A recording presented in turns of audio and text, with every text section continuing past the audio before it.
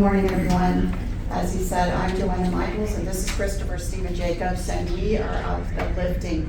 Probably most of you have never heard of us before, which is fine, so I'll just do a little bit of an introduction. First with just Chris, or you can talk about yourself a little bit. In general, Chris was born from a family who had psychic skills and different things that were going on. Your mother, I don't know if you want to talk a little bit real quick, or go ahead, you're Yes, I was actually, my mother had psychic skills. I mean, my father had his own intuitive skills, being a police officer, but my mother was more into the spiritual side of it. And she basically encouraged, when I was real little, seeing different beings and seeing different entities around, that I wasn't too necessarily afraid of it, but to basically, when there was good around, embrace that. Just like when I was 5 years old, I saw my grandfather after he had passed away a year before. And what had happened at that point is she told him, oh, he's not ready for this yet, wait a little while. And then later on in time is when I started seeing more. And then in 2009, I had a bad car accident which incurred a near-death experience. He was actually hit by a car, Yeah. walking across the street. Yes, and I was actually in spirit what seemed to be like 2 weeks of my time. And it was only like 1 hour here. And I was in a forest clearing with a bunch of guys, a bunch of beings there, that I was literally there day and night for 2 weeks, what seemed like 2 weeks. And they said as that time passed, I had to come back here, that basically a little bit of tweaking had been done down here, came back, and I had been doing channelings before that. I had been doing paranormal work before that.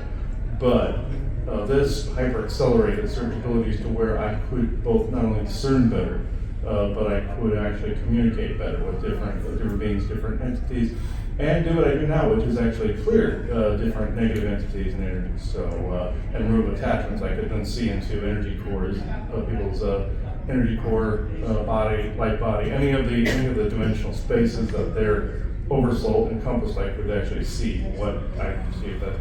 So yeah, after a while, I started doing public talks on podcasts, things of this nature. I was encouraged to go public. And then by the time I met Joanna in 2016, we started The Lifting of January of, I believe, 2017. So yeah, and we have been doing that ever since. So one of the questions, and again, for myself, it's kind of simple. I was just leading a regular life, but I was always a bit intuitive, started to have some experiences. I tend to believe my experiences are what potentially may be happening more to just everyday people now. And so what happened to me is I went through a series of growth, just inner growth that started, where, for example, I'm in the bathroom, solid towel, but it's all crunched up. Now all of a sudden those, what I think are lines, are turning into a picture. And so marbled floors turning into a picture. And then things went from stagnant to moving. Then things went from, I closed my eyes and now I'm watching a movie. Does that make sense? So for a lot of people now, although most of the time people are thinking that people are born into families like this, there is something very special now going on with the energies and our individual growth, whether we realize we're growing or not, that changes are beginning to happen to folks.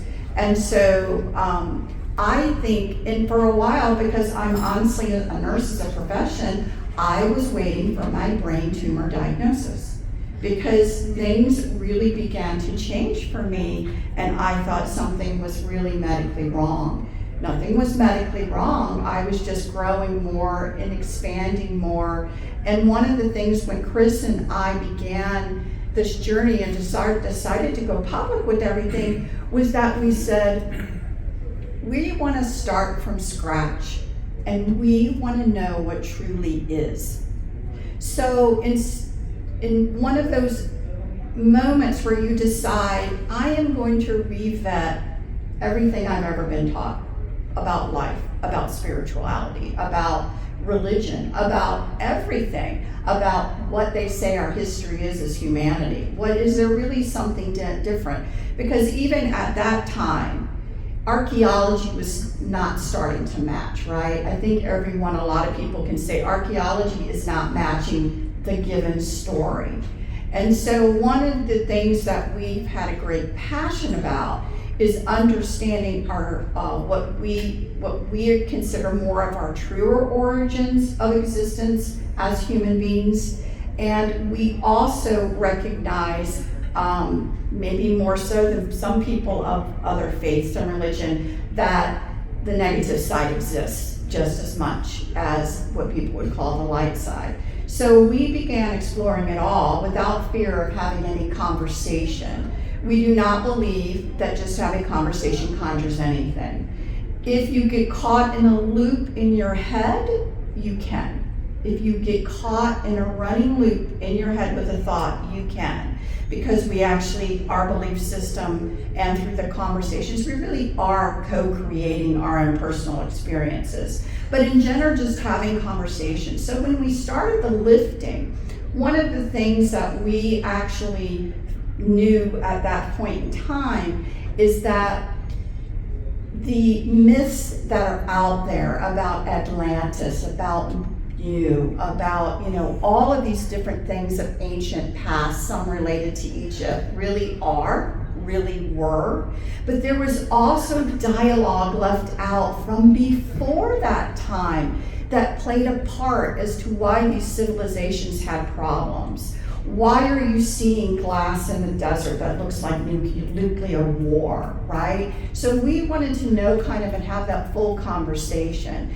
And so we actively began searching and vetting and trying to have conversation and recordings regarding ancient history, where we think we came into the picture. And one of the most fascinating things that I want to have you think about, if you haven't already, maybe many of you have, is the fact that, this goes way further back than anyone actually can imagine right now. The one movie that's out there right now that I loved it coming out for one specific reason, and I do not know if any of you guys have seen it. It was called 65, and it had Adam Driver in it. And it was a story based upon when the dinosaurs were here on Earth, but there were humans out there still traversing. When you look at us, we're kind of an outpost, an outlier, when you look at how we are in the star systems. And that there was actually humans in space vehicles going from one place to another. Earth was just kind of this little spot out there now. And the story of it really quickly is he's trying to transport people from one place to another, and unfortunately gets caught up in the Earth situation.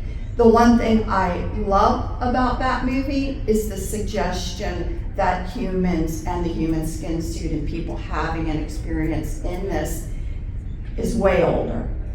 The interesting thing about it also that we've come across that we would like for you to consider when you're thinking about things is that the Darwinism's theory of how evolution occurs, and that we all started in Africa and we all moved along and it was our environment that changed us. The DNA changing of a human being does not actually change that quickly. And so some of it doesn't make sense. So the bottom line that from our channelings that we have actually wanted to bring into conversation and help people consider is that Earth was colonized by multiple races from out there. So so Earth was colonized. In fact, one of the interesting things we were sponsored to go to Japan to have a certain talk. The Asian people, from our understanding, we've had many conversations again, that is a race called Untumban. And so the Dogon tribe in Africa, they know that they come from out there, right? So, and some of the mythos, some of the mythos out there that people wonder, are these beings in myth? Like Odin. Are these people real? Are these just myth? And people are saying, wonder if some of these myths are based off of something that was factual. Our answer would be yes to that. Because again, this kind of was an experiment to see, could multiple races come? Not only did they come, but they actually brought things with them. Does everyone ever hear about the conversation going on about octopus? They're not natural. They were brought in from what we can tell. The land in Japan, I'll just say really quickly because I know Chris wants to jump in, is a higher vibrational land. The land itself is higher vibrational. It was brought in. So you have to be able to expand yourself to think, well, maybe back in the day, something really massive was going on and came down into this earth. And so, and a lot of us, again, we lectured hundreds and hundreds of shows. It's hard to bring it down to one. But if you can just open your mind to that, then some of our conversation that we're going to have here in a minute will maybe make a little bit more sense. And so, and want to contribute? Yes, what I wanted to, I don't want to get too close to that mic, okay. What I wanted to say was, a lot of these different beings, they want people to know they're not necessarily higher beings, they're not necessarily gods, or even though beings like Odin and some of them are in a particular vibration where one could consider them gods, and sometimes they've been called that, sometimes they use that word so that we know to associate that, something different with them. But at the end of the day, there's a ton of galactics out there, a ton of dimensional beings that are no different than ourselves. I came to find out that about 90 to 95% of what we're seeing is either earthly or dimensional, and about 2 to 5% is galactic. And that's still a lot. 2% of the galaxy is still a lot of it. So what is actually going on is they wanted everybody to know that everybody's equal, even though there are different vibrations and different frequencies, not necessarily somebody to pray to, always get guidance from, but yes, you can seek advice, you can seek wisdom, but they only know as far as their knowledge goes for as advanced as their civilization got, if that makes any sense. So, just like say you have a race that's much older than us, or our situation here. They are just going to know the knowledge from out there to their species. They can access spirit, they can access all these things, but they still only have their way of interpreting it and their way of being. This is what a lot of the galactic community wanted me to relay as well. That yes, they can be guides, yes, they can help out, but they are not beholden to our wishes, is what they want. That's a point of discernment they wanted me to relay. They will help out if they can. Sometimes they're bound by certain rules, sometimes they can't actually do it because there's a force that has equal power to them. So they wanted me to relay that. I know people are taught to actually always say pray to them or see them as higher. They want to be seen as equals. They don't want to be seen as a higher being. Even though they might come from a more rarefied, pure environment energetically than us, we have the ability to attain that environment or create that here. Now also there's other misnomers. You're seeing also at different points along the globe, especially in Asian culture and Tibetan, where sometimes a certain master will pass away and you'll see their skeleton turns into or their body turns into a crystal. That's actually a galactic human when that happens, the untampered with DNA, the unmixed DNA that came from out there. And when everything got mixed, it started to dilute some of those particular features. That isn't something to attain like a crystalline DNA, that's something that we are remembering and we're thinking it's ahead of us when it's really behind us. And it was part of our genetic makeup. We're just remembering what make up us is what we're doing.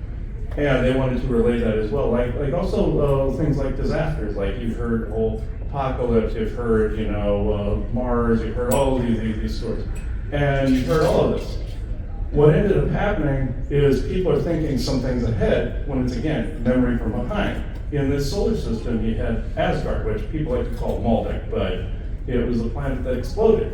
That was the North Scandinavian Ragnarok when that took place.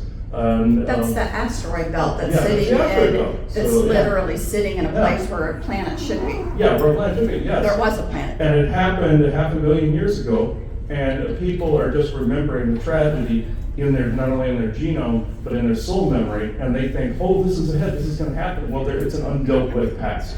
It is an undealt with bit of information that they haven't come to terms with even after this long. And the reason that he's saying that is because, again, I think most people in here do believe in reincarnation. Is that hopefully?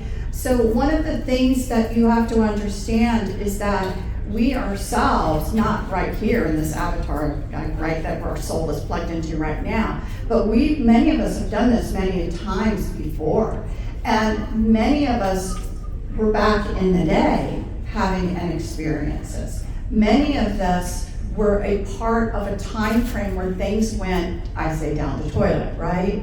So in a sense, we were potentially, a lot of us, around for a great fall, let's say, and now we're back healing, dealing with some of these issues to change the frequency of vibration and to grow and expand, to lift from that and to move ourselves now back out ready for the galactic society that we are in the process of gaining information and learning how to do. So that is where we named ourselves the lifting, to be a part kind of the information that helped come out, because many of us were there in the times of Atlantis, Egypt, Mu, all of these places. There really was a period of time of unity. And there really was, but unfortunately, I refer to it as the darkness, the dark side. Some of that seeped in and took hold, and then conflicts began, and then warring began. So there are going to be people who have remembrances of a beautiful time, because there was a beautiful time. There was a lot of effort put together. It was actually has been a grand experiment, because believe it or not, out there, most worlds are only of one race. So it's one race, one government, one world out there. There are some exceptions, but in general, I say the bell curve, the bulk of them really are like that. So here was this really grand experiment of bringing multiple cultures together, seeing how do they make it worse. And then unfortunately what happened within the falls and the warring that occurred, believe it or not, people have heard talk about the Galactic Senate. In a different form, it existed. Things were done with treaties. It really was a formalized process to come in here and do these things. And once the big fall started to begin, there was holy, we kind of need to quarantine this off a little bit and let them hopefully get themselves together, because we don't need this going out to the rest of us in our worlds. Does that make sense? So there really was kind of a little bit of pushing down and trying to get people to deal with them. When a lot of the warring happened, people, because they couldn't leave, right? The tampering comes down even on them, they couldn't leave.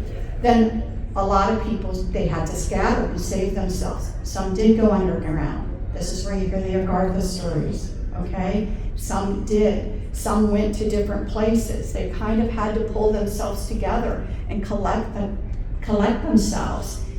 This is also where technology started to fail, because there was a bit of a quarantine. So now people may be hearing the stories out there of this old ancient technology that's being hunted down to see if it can be turned back on. Well, this is where I'm telling you where it came from. We're talking way back in the day. But a lot of the technology that was happening at that time were genetic-based technologies. And so, believe it or not, a lot of us sitting around are descendants of these colonists, but our DNA isn't as pure to be able to cut these things back on. It's just like the vibration's vastly different too. It's just like you see in Stargate. They always did the ancient gene where they would activate different technologies and everything. That is very similar to what we're talking about. back during the times of World War II, this is what the Nazis were after in different countries. They were actually trying to seek out this with other ET, looking for these resources, because some of these resources in the galaxy don't exist anymore after this time. There was such a massive war out there, a lot of resources were depleted or gone. And even the ancient technologies, like some of the stone technologies, are very valuable to them out there. Tartarian technology, like the spiral pillars, are very valuable to some of these races that want to dominate again. They depicted this in Star Trek, where they didn't want negative races to gain, progenitor technology. That's exactly the story right there. They did it perfectly. So yeah, there's also right now. I want to switch just slightly. There is right now. I would say a war of like demigods and a spiritual war going on right now. And this is what I'm doing. There's different demigods, different servants, different groups. You've heard of Kabbalah. Everybody's heard of that. I won't go completely into that. But different groups, even different military groups, answer to different demigods. And even Hollywood, you've heard that whole spiel. Different demigods involved there. So this is what's going on. Each demigod is trying to one up all the rest of them. Then there's actually genuine good ones out there just trying to clear the board here and kind of restore order and peace. And this is exactly what's going on today. You've heard the stories of Enki and Enlil. Those two are still very active right now after all this time. And do they kind of take Team Enki and Team Enlil right now? Yeah, that's how they are in reality. So these stories are still, these demigods, these beings are still very much around. They may look a little different than they did back in the day. Even Poseidon, we brought him from that Enki. We talked to him at one point, and he said if we saw him today, we would almost consider him to be an abomination because he had to change over a period of time. He originally looked like a big Viking with like fish scales at one point, but he's changed over a period of time. So he said that we wouldn't recognize some of them right now, except in their original form.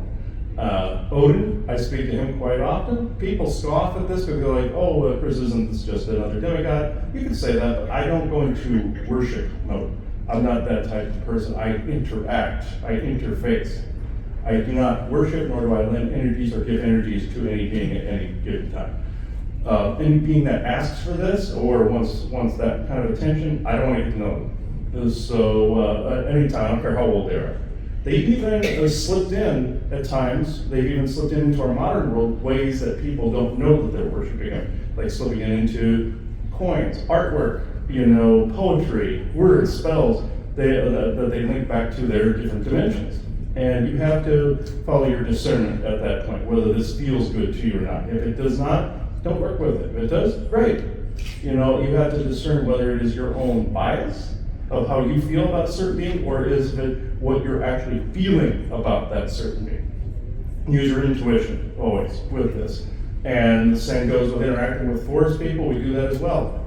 If your intuition says if you're in a wooded area that you should leave, do it. Because they're probably wanting you away from a colony or something like that. Doesn't mean they're bad, they just want you away.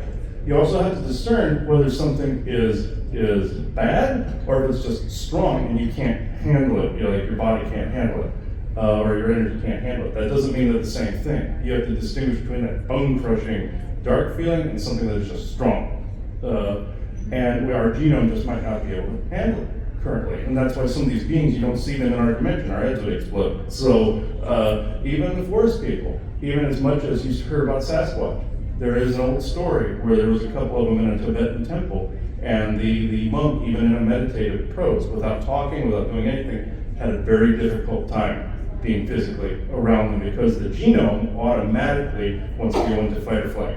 It's an instinctual thing the Anunnaki put in our genome centuries ago.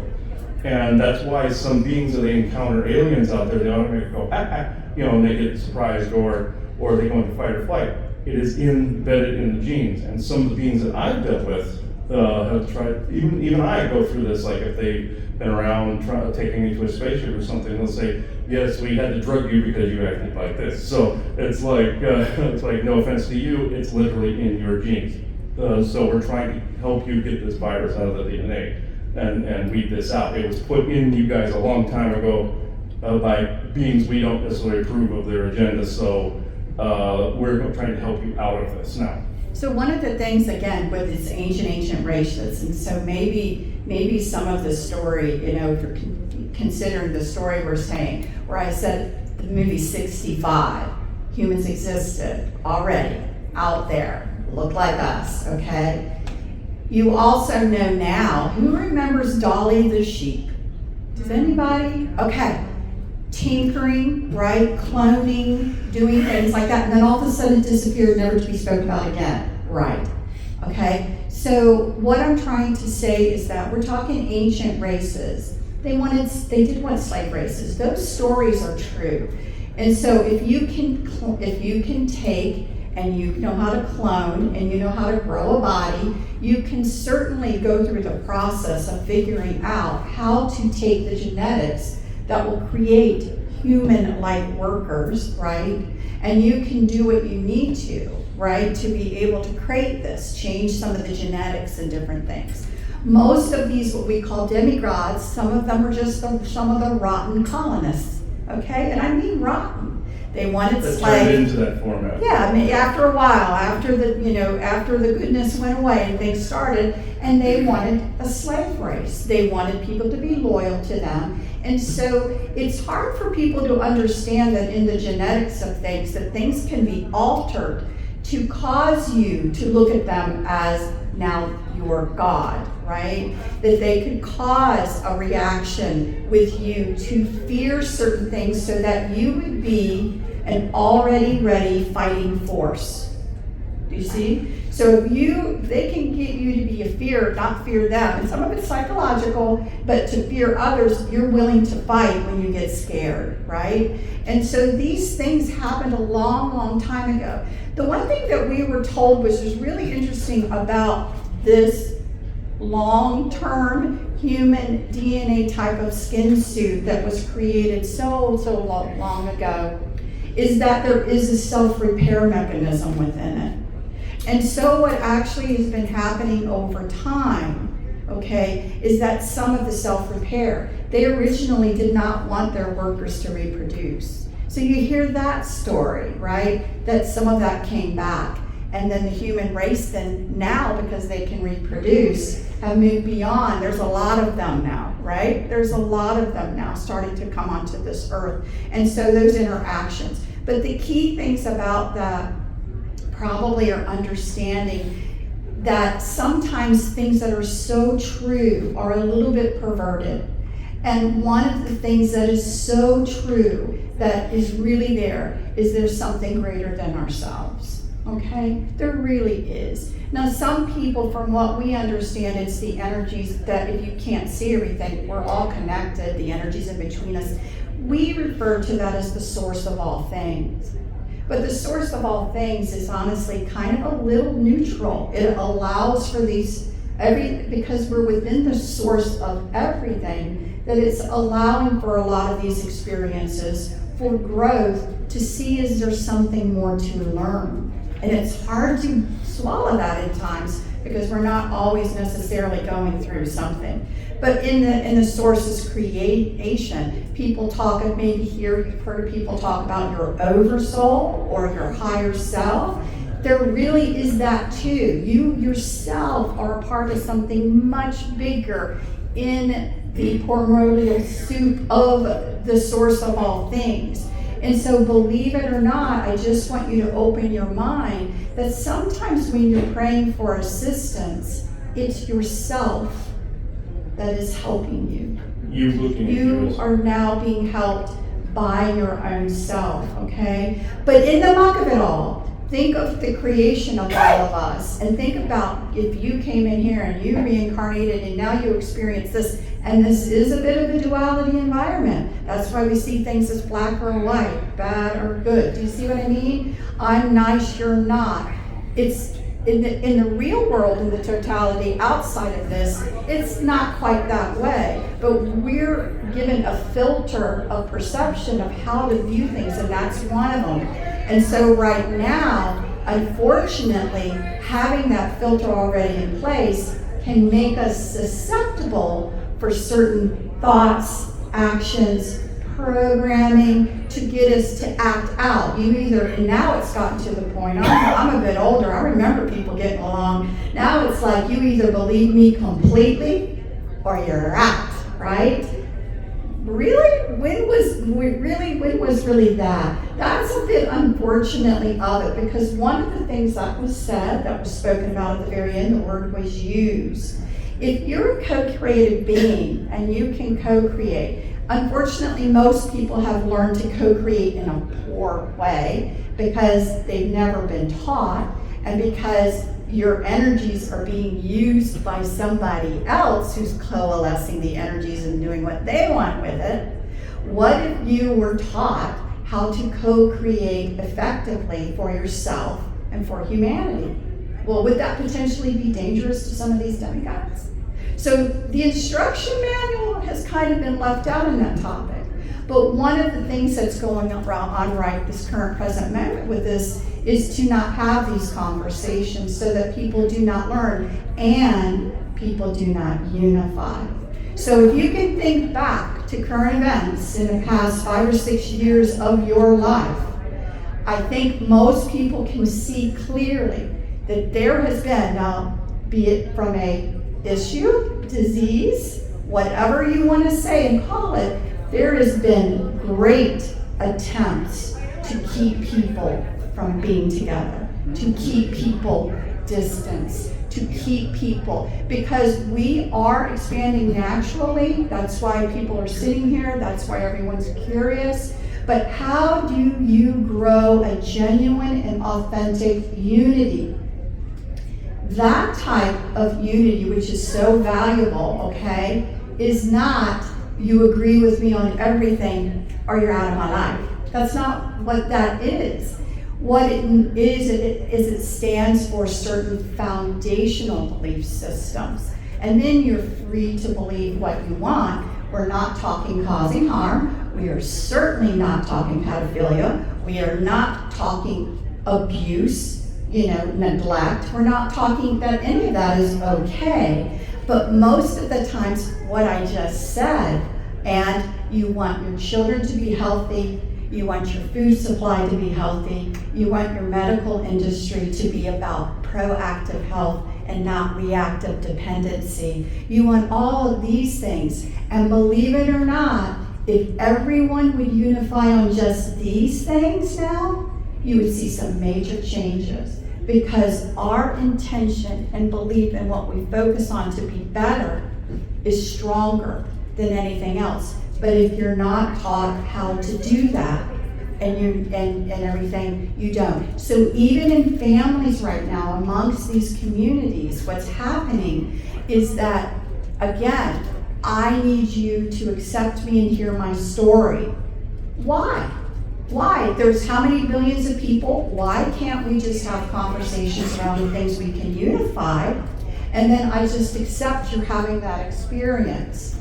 But even within this community itself, there's division, because that old preset and which is really being pushed onto us now, it's 100% agreement or you're dead to me, right? That is done intentionally to keep us apart. So please know that. There really is no reason, again, you should defend yourself. You shouldn't be around people that you know and you can feel really, your frequencies are so far apart, it's going to be a bad problem. I'm not saying that. But that's not the majority of people. But they have you thinking it is, right?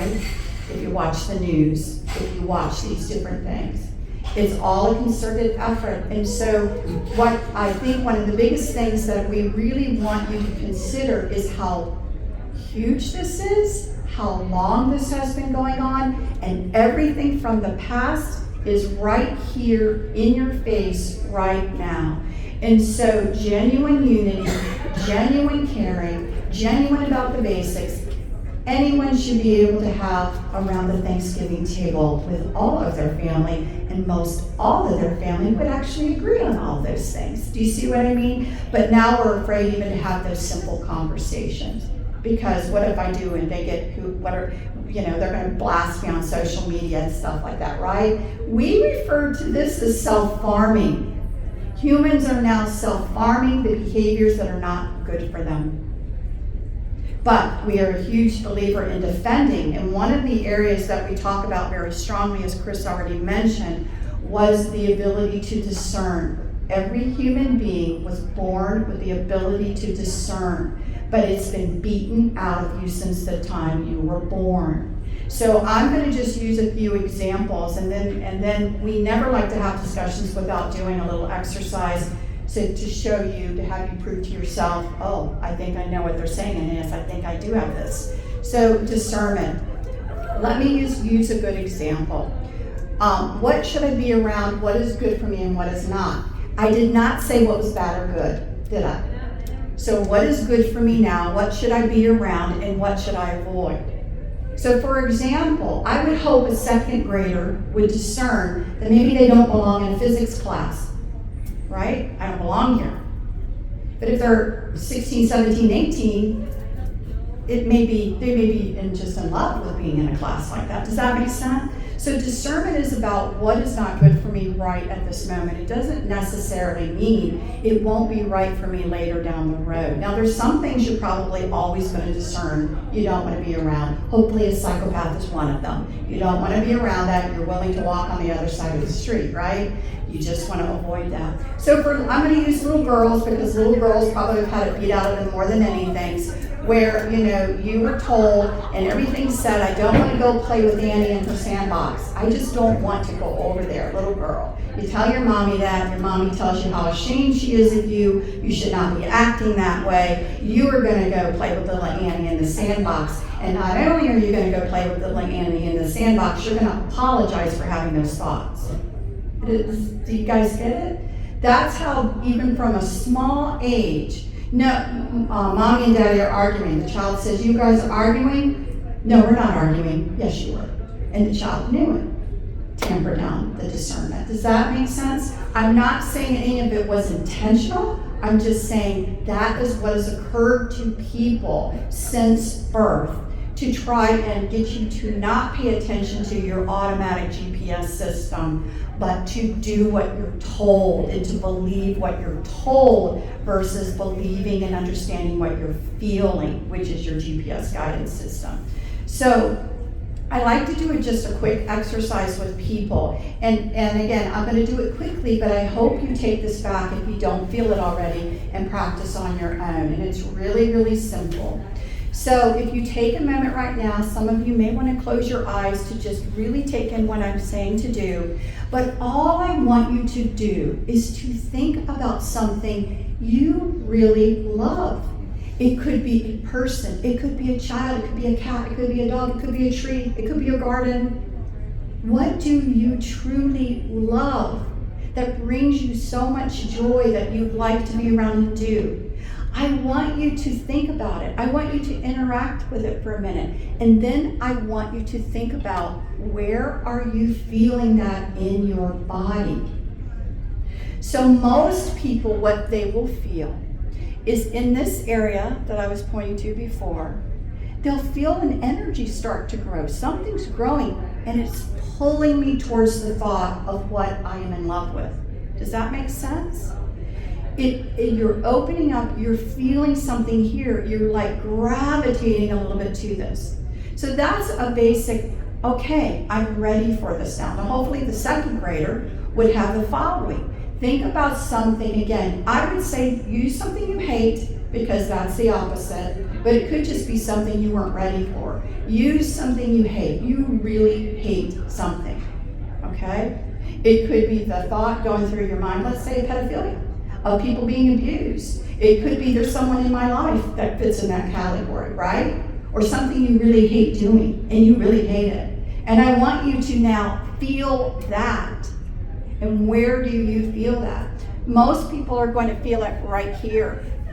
And it's going to be something that kind of, where everybody says I'm getting sick to my stomach, it's right here. And it's an energy that pushes, almost bends you forward. Those are the basics of discernment. When you start to work with that and yourself again, you may have to look at your life and say, holy smokes, what have I now Oh my goodness. And then the question is, are you going to trust it? Are you not going to trust it? Are you going to potentially start to think about this? And how am I going to lend my energy so well to this world if I'm so tied up in things that maybe I need to make an adjustment on? You have to know it. Then you take those skills and you're going to utilize them everywhere. You're going to utilize them in conversations. You're going to utilize them. You're going to start to fine-tune. And then what you're going to find is that you may actually start to have reactions before the information comes to you when you really get good at this, because you're reading energies now. And you start to slowly trust the energies. So right now, I think one of the things that I would ask people to discern is everybody my enemy? Is there, or is there maybe an illusion going on that wants me to think that? Can I open the door? Used to be the doors would open in a grocery store and say, can I help you? Can I open the door for you? Right now, people just stay to themselves. They do nothing because of a lot of fear. Is that really who you are? And then that's the other thing. You have to find out who you really are. Right now, most people are within a situation where they're what other people have them be. You are what other people want you to be. You do not speak your genuine, authentic truth. You do not do these things. So right now we're in a process of people realizing that I do want to be my genuine, authentic self. I do want to grow into that. I do want to do these things. So you are going to have to dust off. And again, that skill was given to you from birth. They couldn't get it out of you, so they had to do everything in the world to tamper it down. So please understand that. You're way bigger and greater than you know. But yeah, I always say you're just covered with a lot of mud. And the goal now is to get that mud stripped away so that you can do what you need to do. So you want to channel? Yeah, we do. I know. So in that sense of unity is so important. One of the things that we do that would add on to the service that was done earlier with the opening and the beautiful bowls and things is we actually always open if you do view our material online and you do see us, you're going to always see us do something opening and closing. We've been asked to bless many conferences ourselves. So with that and with the concept of genuine unity, I would like to add to the prayer that was said before. And basically what we do is we refer to this as the law of one. It's not the standard law of one that was done in some previous writings. It's not, that's kind of what we did. So with that, let's see as well if we can add to the energies, because you will make the choice to add to the energies, your intentions. So it goes like this. We are all one. When one is helped, all are helped. Let unity guide us and lead us. It will make us all stronger. We pray for you, your friends, your family, your loved ones, to let healing energies in. Let them love you, let them nourish you, and let them bring you to your highest good. We pray for the people participating in this conference, the speakers, the vendors. We ask that healing energies come to them, to their family and loved ones, to bring them to their highest good. We pray for those who will provide service to you today. May they be guided by benevolence with no conflicting agenda, so that they can provide the service that is for your highest good. We ask now for benevolence with no conflicting agenda to now come in and to raise the energies and to join this conference. We ask that so that we can have this conversation in peace and great understanding. We ask for malevolent or mischievous type beings now to be swept away so that we may have these days in peace. And with that, and with great blessings that we will always send your way, we say, so be it. And with you, if you would agree, so be it. This is how a collective consciousness occurs. For some people that are energy people, you may have felt something really begin to change. If you have gatherings and you have people of like-mindedness, it is always good to set the energy and the energetics of what is going on in agreement of benevolence, and I would use those words, benevolence with no conflicting agenda. These are the things you want to surround you now as you traverse through all of this. And yes, you need to understand that malevolent and mischievous beings exist to trip you up along the way. We don't want any of that. We acknowledge your existence, and we are saying with great intention that we do not want this. So we do go about telling people to put on their shielding during the day. You can come by. We're in the back corner. Actually, if we opened the store, we would be right here, right across. If you want to come by and talk a little bit about more about some of these things and skills, we're all about that. But I hope those people that are energy sensitive can feel maybe a little bit of an upliftment because you now put your energies and your intention into this experience as well. And that is very, very important. You need to co-create what is best for you and not for someone else. So with that, I think what we're going to do now, you feel good about it? What I asked Chris, because believe it or not, channelers cannot channel in all kinds of conditions. That's a falsehood. There are some dense areas and some dense time that it must not be done. But we're doing everything that we can to uplift this now so that he can properly channel. If it happens when he's channeling, you may be asked if you have any questions. And so if so, you may find something you're inspired to ask, and then please do, okay? No, what she was referring to was the environment that I happened to. You want me to hold that? Oh, yeah, good. An environment that I happened to be in when we went to go do a talk one time was so dense that I couldn't do the channeling. And the person that ran the event was a little miffed, and I said, I have to adhere to safety protocols here. And it was so haunted and so dense that I couldn't do anything. So I stayed silent most of the time, and there was someone that came up to us later on that said they wouldn't have considered me legit had I actually done it anyway, and because he was doing the same thing. And he had been doing it years before himself. So I'm like, all right, and I learned this the hard way. I've been stupid, folks, trust me. There were 3 places that I did this. I should never have done channeling. One of them was Gettysburg Battlefield. One of them was the site of the Boston Massacre, and the other one was Salem, Massachusetts. So yeah, Salem though is good. There's a lot of good there, but the place where I was not. No, so I was stupid in all 3 of those instances. So from that point forward, I'd have friends bail my energy out of that one, and from that point forward, I got real strict on safety protocols. And yeah, you don't just want to go anywhere and do it.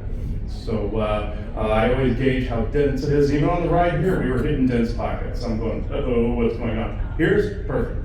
So, all right. And there are a multitude of beings here today that some I don't recognize, but some I do. There are at least 3 distinct groups in the room. I have to say, it's hard to see them because some are around people, you guys here, that they're either soul family or what have you. But the closer ones that I have that wanted to talk today, I asked the forest people if they wanted to, and they said no, not at this time. I asked several other groups, and the one that wanted to actually give a message this time was Odin and the Asgardian group this time. And he told me, he said he hasn't done a public venue in decades, or any sort of thing like that. Well, maybe ceremonial, often some private ceremony or something, but not like doing this. I've done this on the internet a number of times, where I channel all the time on our shows that we do. Galactic Universal Consortium, The Lifting, Conspiracy Sector, The World of Sasquatch. I do channels on there all the time. So I will get to this. I now open the circle to true benevolence, no conflicting agendas at this moment in time. All right. And if you're wondering why I'm holding a crystal, this actually helps when I do channel. I could do it without this, but it's for shorter periods of time without this. And they use the crystal as more of a buffer. If it's a being that's at a really fast-moving frequency like him, you have ones that I would say it's like in an electrical plant, substation, house. That's how they kind of compare the frequency layers they're in. His is further out, way over here. So, all right.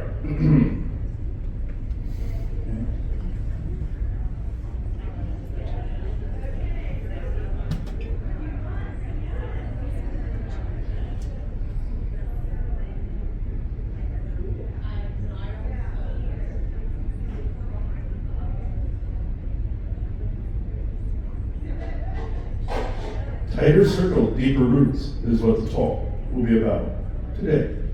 You see, you have formed a unity no matter what variation of your beliefs have come to pass, have come to fruition.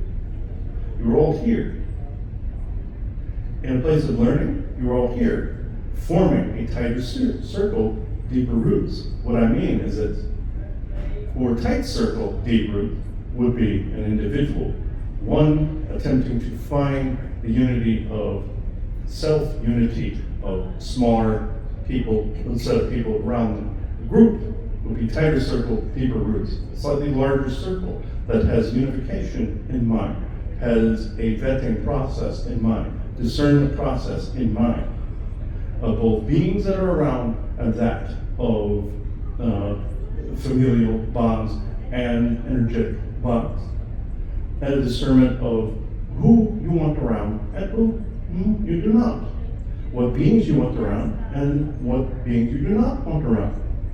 You have declared today, and also within the law of one and your previous ceremony, that you want only benevolence and true benevolence with no conflicting agendas. What this also refers to is the fact that you have a particular way of being. You only want beings around you that also offer and not necessarily agree, but that we can disagree all day long and still be within both the tighter circle and deeper roots, and that of no conflicting agendas. You just don't want anything around that is so far off base, even a benevolence that maybe have a conflicting agenda that might think that they are doing something benevolent and it might not be compatible with your way of life, if this makes sense. I came here, yes, normally I would be talking about galactic history and things of this nature. What I will spend time on is bonds that you all are making, the familial and the discerning, and not only with all of you here, but all of them out there. What this has to do with, from being to be, all of you, and to others that are in other frequencies that you do not see, you feel, and maybe some of you see. They're all here right now, and some others have tried to come in here that did not belong. They've been promptly removed, not by just me. No, that's not always my job. That's all yours. And you have done so with zeal. I want to say that there are beings out there that necessarily don't want to be prayed to, for instance, but they wish to help. They have their own minds, their own hearts, their own souls, their own lives. Worship is not a thing that we worship, even though that seems contradictory to my own mythology. And I'll tell you, there's been a lot of imposters in my own mythology, both reptilian and otherwise, that have found it necessary to try to tarnish me in some way. And I'm not in an ego state where I am saying that, oh, now I'm here to correct my own name and clear my name. No. What I am saying is this. You maintain your space. You hold your space with both the warrior might intent and that of discerning the energies around you. You put that sword firmly in the ground and you say, no evil shall touch this space. This is why you must walk your life, not just in these spaces, but in every aspect of your lives.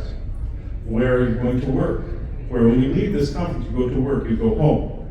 Some people think these two environments are different. Oh, I'm here and I'm there, or I'm here and I'm there. No, it is all interchangeable. Work life, spirit life, worlds seem to collide. There is an overlap that must be rectified within both the monetary and that spirit. Yes, they are contradictory in their true natures, but they can marry within, as he would say, a Goldilocks zone or a sweet spot of overlap. There is a space where both capitalism and spirit coexist. See, back in the day, we had galactic trade. And we had galactic trade with not only the Uncommon race, the Cascadian races, Pleiadians, all of them. But we also had the 9 realms that were assembled, that were united under one flag, and would trade with other worlds. There is a commerce out there, but it is not like yours. Yes, there is like a, how can I put it, a ship-like system where they show resources, land, things of this nature. But what your system is right now is akin more to a Ferengi Commerce Authority, if you've seen your Star Trek program.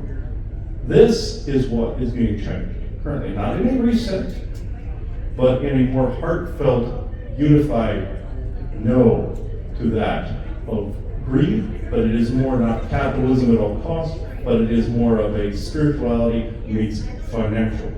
You must discern of what was propagandic information by your government and what is real. Use your heart space, use your intuition, always. Now, I can answer people's questions if you like. Does anyone have a question? Anything at all? Can we talk about? Is this working? Go ahead. Hi there. I was wondering if you could speak a little bit about NPCs and their role that they play and if they're going away. What you perceive as NPCs in society, non-playable characters, I laugh a little bit, but this is actually a very serious subject. This not only is about perception, but this is about what people believe as in a mass awakening. I must, how can I say this properly? The people you see as NPCs, yes, they are being mind controlled, absolutely so. But conflicting with them at a moment in time of them saying, say something stupid, doing something stupid, not hearing you, not hearing proper context. Is it really worth your energy and effort to argue with them unless you are in a life or death situation? I think not. Now, here comes to the perception of, yes, there are mind control that is fairly prolific right now from both chemical and psionic sources. These are being rectified and dealt with, but also co-create these things out of existence. It is important to remember when encountering what you refer to as an NPC, he calls them muggles and normies, we discourage this wording of all kinds. Because this denotes one class of people is better than another class of people. Yes, they cannot hear nor see. Yes, some of them can become annoying. Yes, they are a pain in the butt. But does that mean that you have to jam your information down their throat? No. You have found your tighter circle, deeper roots. They are in their area, you are in yours, and your fires of information will eventually spread planet-wide. Your co-creative skills will undo both the chemical and the psionic damping. I'm not saying not fight for your rights and your freedoms, and that brings me to rights. They haven't come from a God-like source, they are earned. You must earn that presence of right. You must earn that by also discerning whether a fight is worth your time or it is not. Do you wish to battle with the ones you call NPCs, normies or muggles? No, not at all. You do not wish to battle, even though they wish to have programming dropped into them. Their oversoul wishes this experience. But at the same time, when one is meant to awaken, they would. And this brings me to awaken and sleep. There really isn't such a thing. It is more or less a changeover. You could say awakening, I suppose, from your perception point. From mine, it is merely from one state of being to the next. It is merely a perceptional change or perspective change from an oppressed state to a non-oppressed state. To recap, in a situation like this, where what you call the Mr. Smith program drops into someone, that program wants one thing: to divide and to fight. Therefore, you cannot be the other end of the argument. Reaction in this, or non-reaction, in this, is paramount. Unless it is a situation where it is somebody programmed to constantly come at you and to cause physical, deadly harm, non-reaction to what you call NPCs is imperative at this point in time. This is part of that spiritual war. Negative telepathy is also getting to them. It's not just B2K. It is actually some of the other demigods and their servant demonic forces doing this as well. So keep your own space, clear your own space. Do not always worry about the other's space. If you are around a person that has this constantly happening, you know the truth and move on from there, or what he refers to as the splitting of the densities. Your frequency will become such to where they will gravitate away from you or get irritated to try to stop you and distract you as you're going along. Do not bow to the distractions, no matter how powerful they seem to become. Continue on your path and move forward from there. I know this sounds more simplistic, and some people can't always do these things, but if you are in a financial situation where you cannot, just keep to your own space and continue on with building that energy, and do not always worry about their space. I hope this answers. And the one thing we didn't say about, us and our energies and co-creation, you really should take some time during the day thinking about how you want it to be. So the one thing that's happened to all of us is we've been so busy in our day just existing, right? Surviving all of this, and even what's being talked about, right? Surviving this, that we're not, and I hate to say it was planned, that we wouldn't have enough time to spend daydreaming in the experience we want. So you have to take some time to focus and to actually say, I see a world like this. I see parks with multiple families. I see them laughing. I see them enjoy. I see them flying kites. I see them unifying and maybe playing a game of soccer with complete strangers for the day. Do you see what I mean? I see families gathering in my house, my own family, or whom I bring into my life to be more family-like. What do I see us doing? What are we talking about? What are we laughing about? What are we eating? How are we getting together? What are we doing? And those types of energies then begin to coalesce, and you have enough people like that, then what isn't in the picture? What isn't in the picture is some of this negative types of way, right? Where I don't want to see, people chronically sick all the time. That's gone. Do you see what I mean? So in order to start to change some of these things, one of the really important part is you must take, and I'm not saying a lot of time. I'm saying take a few moments throughout the day, and then your goal is, I am going to focus my energies on that I am now a part of with my energies creating. And again, believe it or not, for most people who don't know anything about that can be spoken of. What is something beautiful you want to see happen? What about the next work meeting you get to somebody you're working with, and it always turns into a disaster? What if you talk to your coworkers and said, you know what, I'm going to hold a vision, maybe you can with me, but this isn't going to happen this time. That we're going to start to have meetings where people are respectful to one another, that people can communicate open, honestly, and with authenticity. Maybe you would find there would be a coalition of people who would agree with you, and then maybe you surprisingly would find that things started to go better. That is the act of co-creating positive and not getting caught up in some of the drama that was, that you were just asking about, because it's very real and it's very annoying, and we don't want to be part of it. But unfortunately, the truth is, if your frequency is beginning to expand, you do get attention from things that would like to see it not expand. Very much so. And also, you jump timelines as well. You are in the great digital tree of timelines, both all world lines and little subsequent he calls them fine hair timelines on Brantford. You jump between those rapidly. It's according to where you are That is the timeline you are experiencing, and that your oversoul is experiencing for your current avatar, or variations thereof.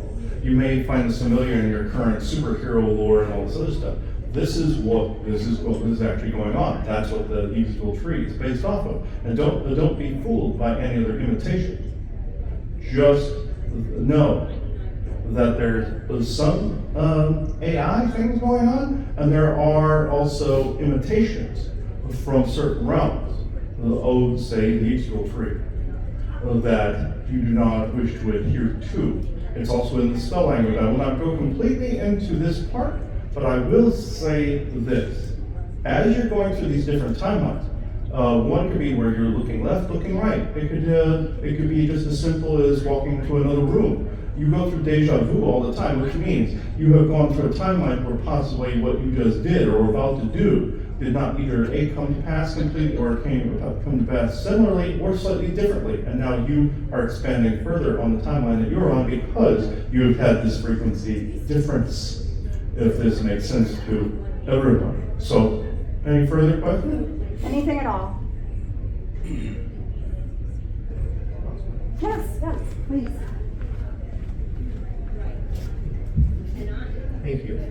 So, for where we are on the timeline today, are we in a place where there's a high probability of a single determined outcome, or is this a very volatile time where many different possibilities are on the cards? It is actually a mix of both, where you are in a better outcome than you were in previous, let's say, regurgitations of these timelines. There's been multiple. In fact, you are much further along than you were before, but you are at a crossroads. Do you invite in New World Order, or do you invite in world unity? You're seeing elements of two in both your political theater of puppets. Do not allow that theater of puppets to rule you, by the way. That is key right now. If you do not like the decisions of the theater of puppets, your political theater, change them. Change them by the timelines in which you exist on and the clusters that you bounce in between. There are big world lines where these things differ. But in the world line you happen to be in right now, there is a crossroads where you allow a new world order, or do you form a unity?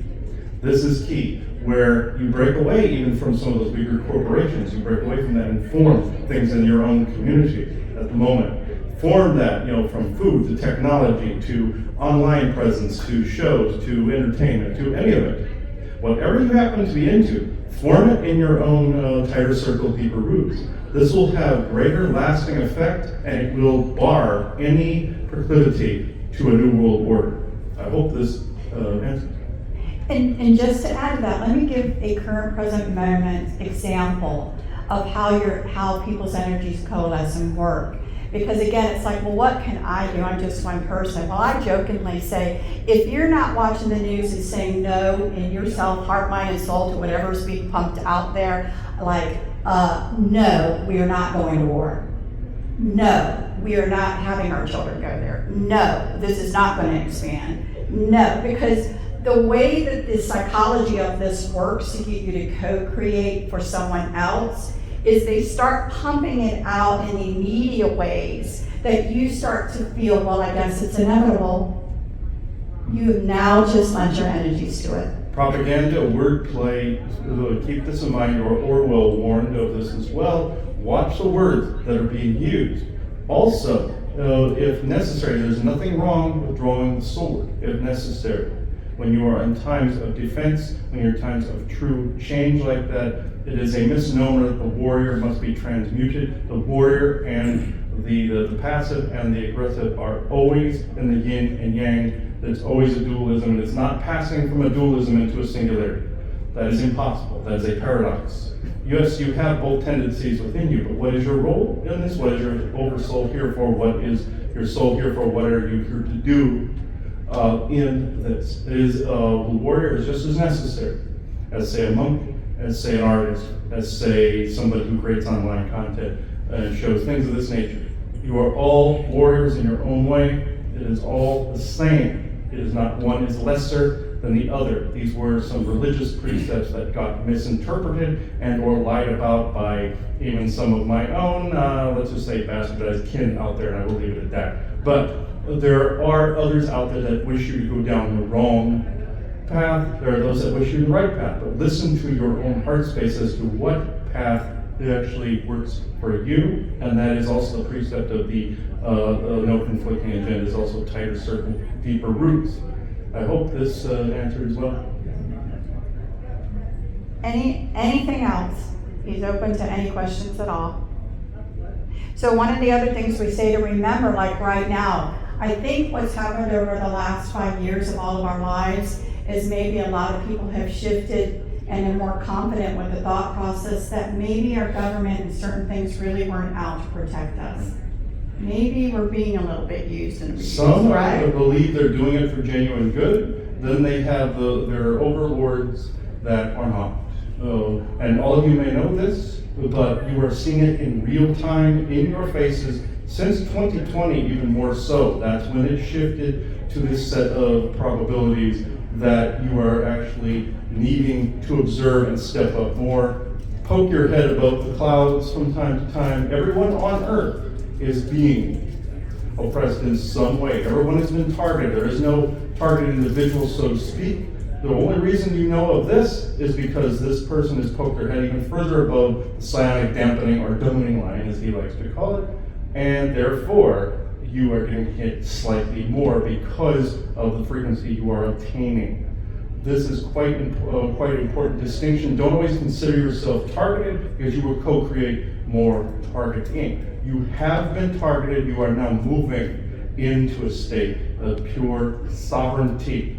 It is important. It's not, yes, love is important, but also sovereignty to enact that love however you see fit is the actual meaning of what I'm getting at. So, anything else from you? And so again, you want to think of the food supply.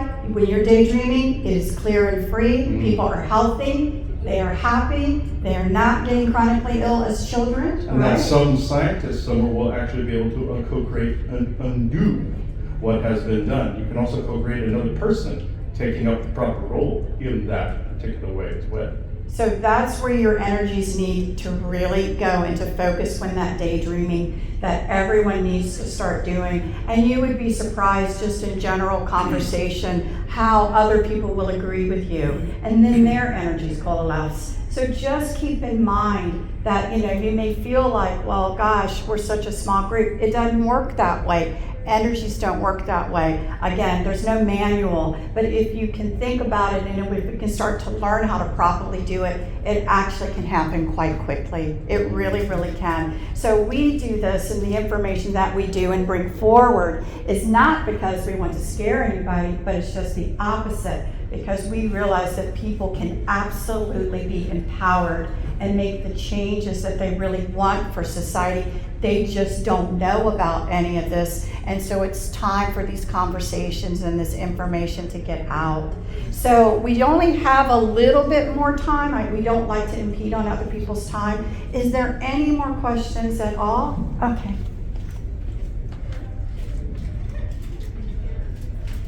Thank you for being here on the channel for us today. Of course. Could you give a little description of, sometimes the warrior in me wants to fight when I see something angers me, but I don't want to give it my energy. How do I make, if you give a little advice on how to discern between that? Yes, this is interesting because the warrior must always have a home. If you do not want it directed at the wrong target, give it a target. You must actually have a means for the warrior to have a home within your society. When he did the channeling of Bruce Lee, he told him this phrase: the warrior must have a home. You must give it a means, both from genetics and past lives that have culminated in the here and now, or the version of you that exists now. Both lineage and past lives that culminate in the genetic memory. Within this, do the opposite of what the anger in that instance wants you to do, to run rampant. You must give that warrior a target, either through some kind of athletics, some kind of visual, some kind of outlet, something of this nature, even in a protective way. Some people that have that stronger warrior nature enter being as a soldier, police officer, fireman, any of those things. But if you're not any of these things, and you have the proclivity for this, you must give it a creative outlet of some kind that involves the warrior to mostly an extent. It can be a creative outlet like art too, but mostly when it comes to warrior, that would be more athletic, more moving around. Himself included in this argument. He wonders why there are angry moments of instability. This would be why. The warrior inside must have a home of some sort, be some kind of creative outlet, whatever you wish that to be. If it is just firing off into random anger, it is not getting satiated, if this makes sense. Yes, got another question.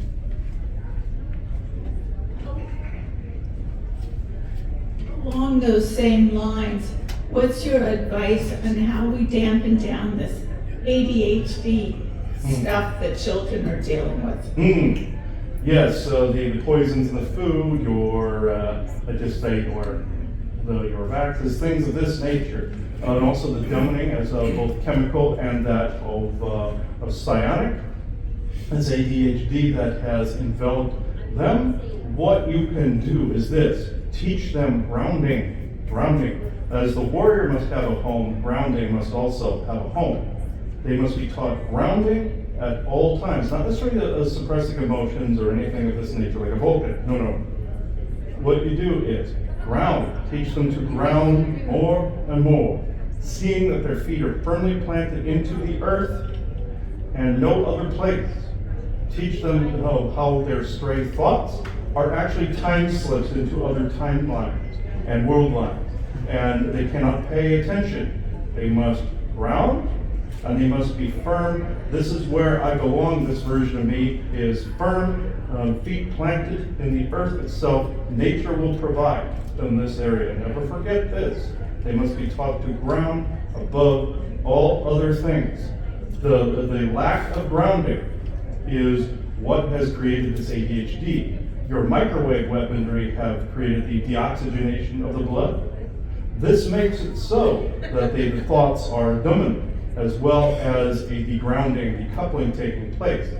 Get them familiar with nature more. Get them familiar with trees, stars, sky, feet firmly planted on the ground. And I know that you can't in cold environments have bare feet out all the time, but there are methods. They found it in Japan with tatami mats, earthing a house, things of this nature, where a copper wire and pipe lead from the earth to a particular room or the house itself.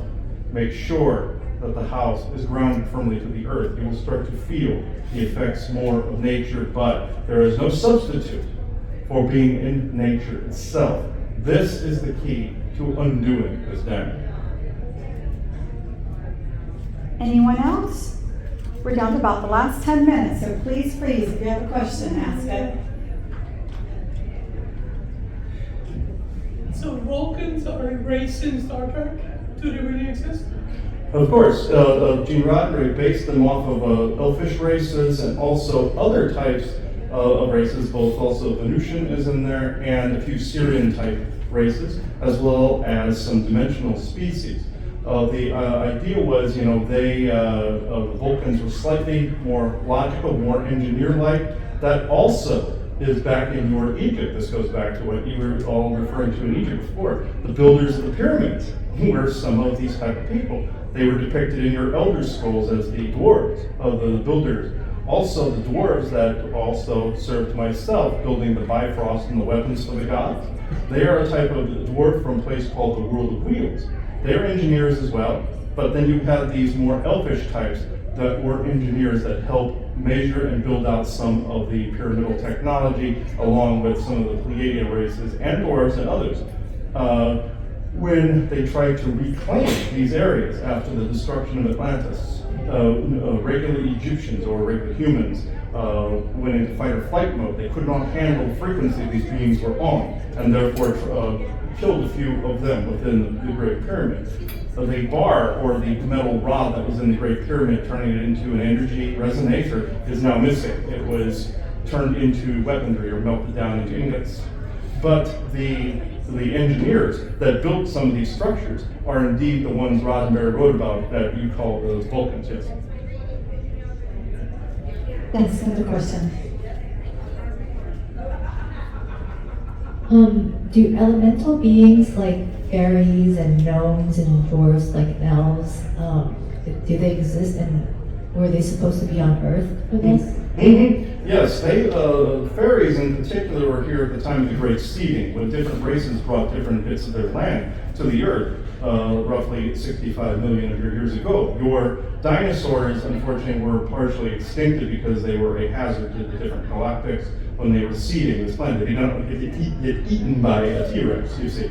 So, then fairies and gnomes and all of these.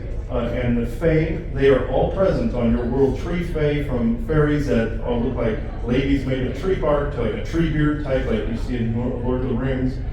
These Fae all exist, even in your Maleficent movies. You see a lot of the ones that actually exist in that.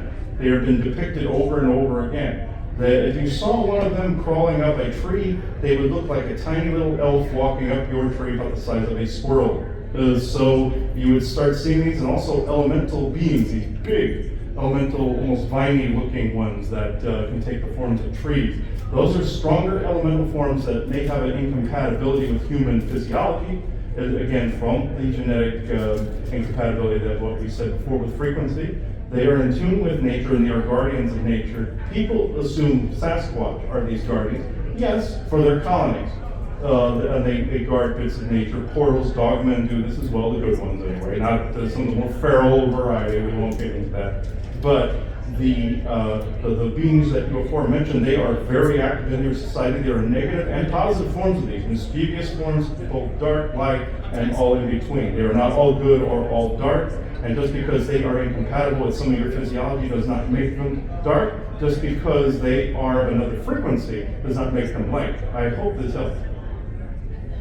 Yeah, and one of them, what we found out, just to add one statement, is that, they are instrumental, a lot of these elemental, in the yearly birth of forestry and then deforestation for winter time, the leaves falling, things doing what it does in nature. Yes, they rule over the life and decay. There was one by the name of Ben Ortfoil. They talked about a little fairy about the size of a dried up leaf, that they actually are part of the solstices, where they allow that of winter and spring and summer to come to pass, the life and death cycles of nature. So some of them were given assignments back in the time of the Great Seeding, when the Earth was originally seeded. Yes, one last question. So I've experienced timeline overlaps 3 times that I can say definitely, where reality changed. And I'm wondering, would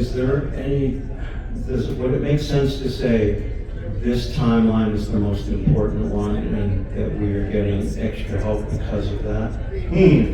This will sound odd from a human perspective. No, this is the timeline that you are existing on, that your oversoul chooses to express within those little pair of timelines. The jumps that you are experiencing, you've experienced plenty more of them. It's just that your perception of reality has gotten more broad, and you're able to view these timeline jumps with both deja vu and these jump moments where you knew you crossed the timeline. Your perception is growing. Is this timeline more important than any others? No, but in your world line, is this set of outcomes more important? Yes. Is your world line more important than another? No. So it is actually both. Is that any follow-up, or are you good? You're good? I'm good. Okay. Thank you. Thank you, guys. I just really want to thank you all for sitting through this. I hope you found some of it informational, certainly something to think about. Again, we're located right through this wall, right in the back corner here. We do energetic work. That was one of the things that was asked of us a long time ago. What worked? Does an amethyst crystal really work, right? So the energetics of different things. And then we were asked to could you create something that would help a space become more of a sanctuary? And so we've spent a lot of time doing that. The interesting things that you will see on us are energetic pieces, more there for function or look. So one thing I just want to point out to you, which if you're energetic, you may want to come back. I know this is crazy, guys. This is a very functional piece. We bring it with us. We set the energy that's pumped out of this to try to create a good energy field around is very, very, very strong. If you're energetic and you want to just hold it for a minute, come over to the booth and see us. But all of our pieces, because the one thing that we know that humanity needs right now is they need things to help create a good space so that you can expand within and have peace for expansion, to take that time to do it. So we were asked to create things like that. One thing I will say before I attach is this. When also I'm talking through him, I'm talking to him in channels and sessions. I have also talked to other versions of him in the multiverse. I'm then also conversing with his oversoul and the different oversouls involved as well within the grand multiverse. Also, there are other protections for those particular world lines that have created that have been very similar to this one. I will now detach. I now thank you all for listening to the sound of my voice. Blessings to all of you, and goodbye.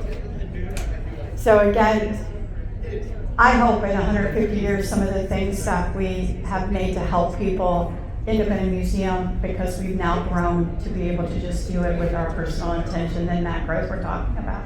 So if you have any questions, just want to ask another question or something, please don't hesitate to come by. We'd love to just talk to people as well, and we hope you enjoyed this talk, so thank you. Yes, thank you.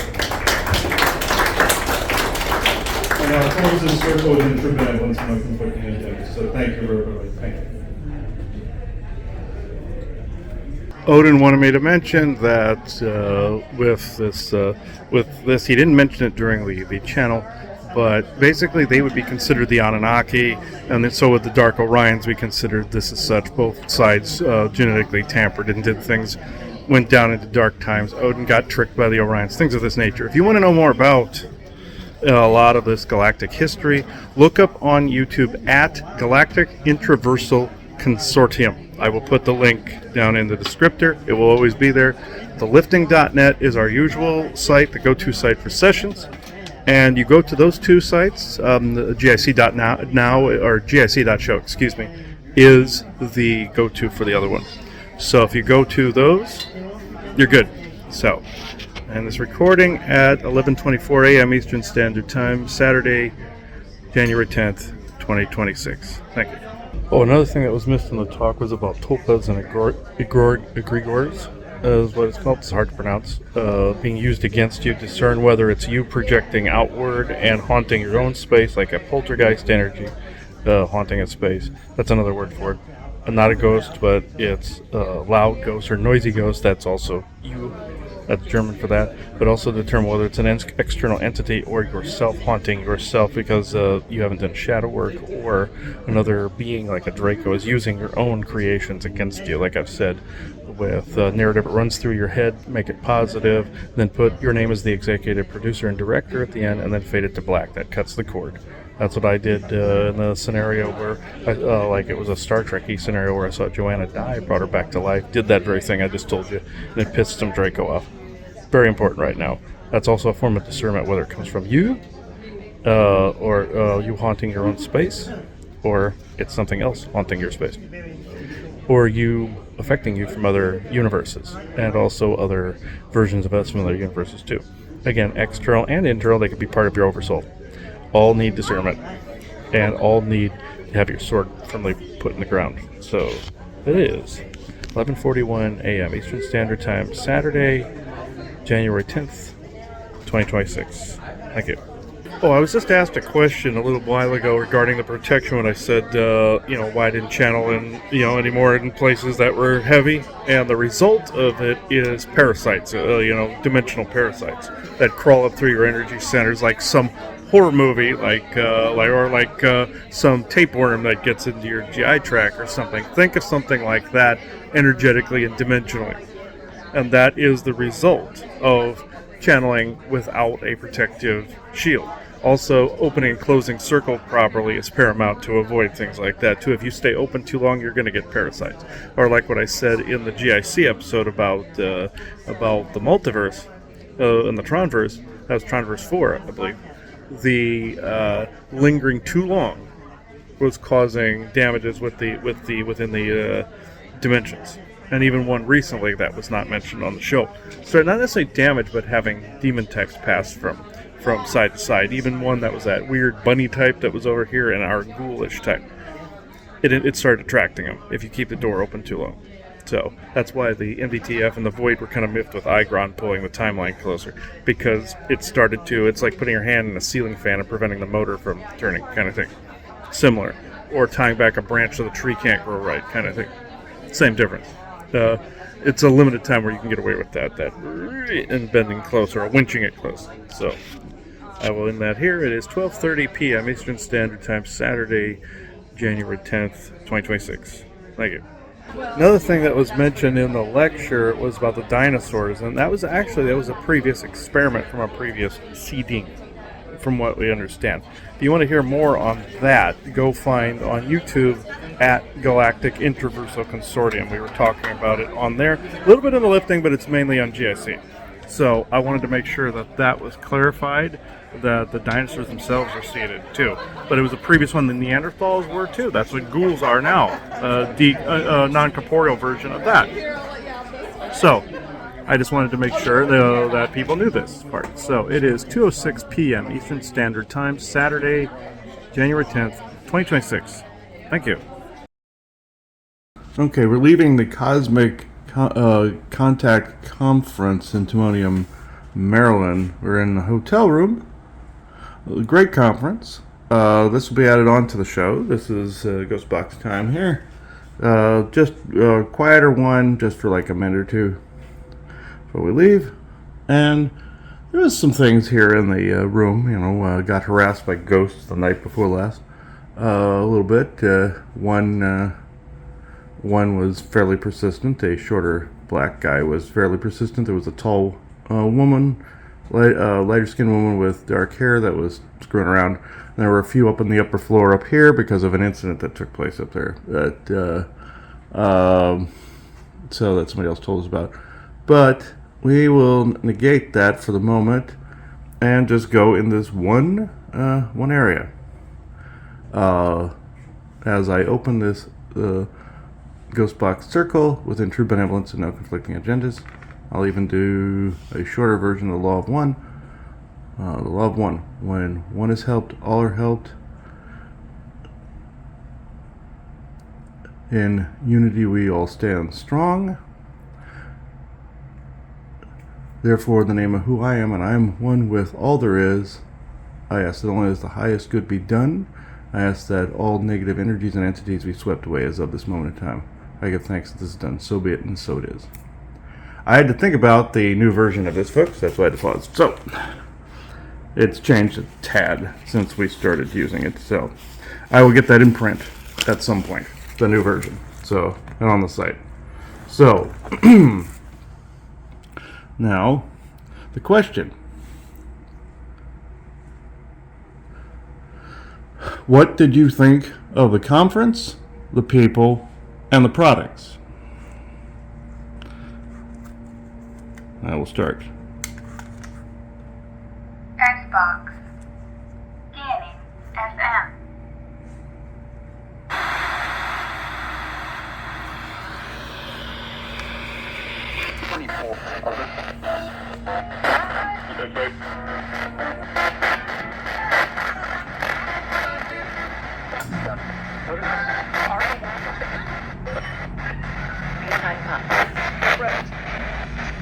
About it.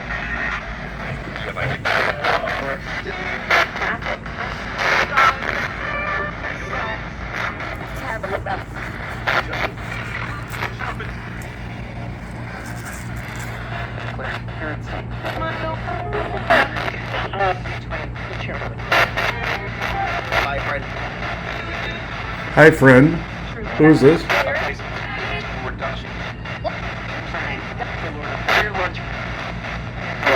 We're marching.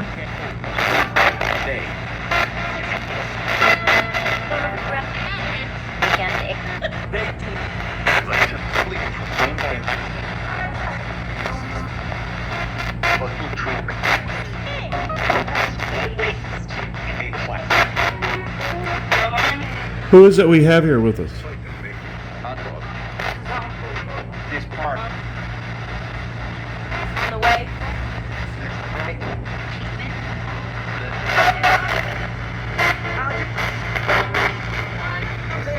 Focus mainly on the conference, please.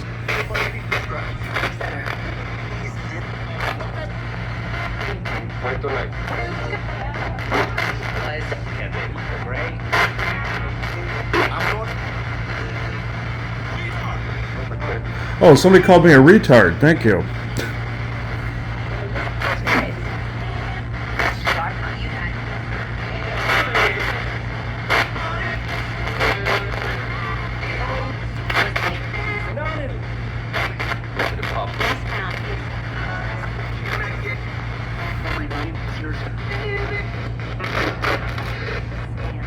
Last couple questions from our normal benevolent entourage. Wayne and Vessa, any of them. Levick, any messages?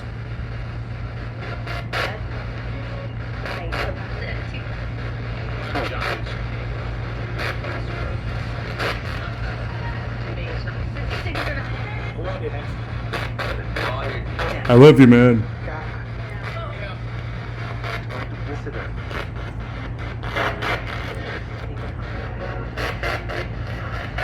One thing, what the power of the product level for any of the people answering, coins especially. Thoughts?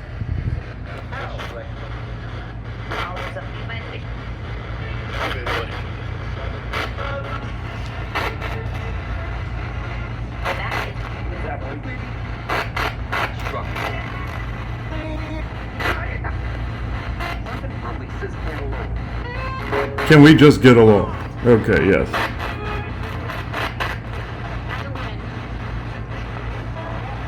Who's that wanted to get along?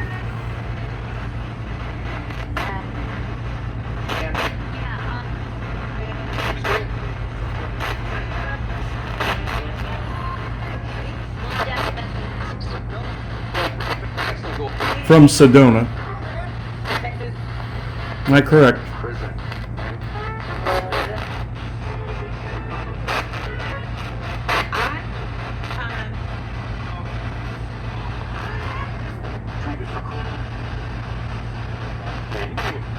Previous recording. Okay.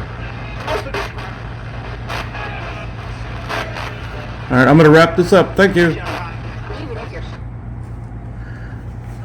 Okay. Obviously, at the time of this recording, I don't know what's being said, except a few keywords stood out. The word retard was prevalent there. So, I will say now, as I close this ghost box circle within true benevolence and no conflicting agendas as of this moment in time, I also declare that nothing will follow us home that is not for our highest good right now. So, ending this recording at 7:39 a.m.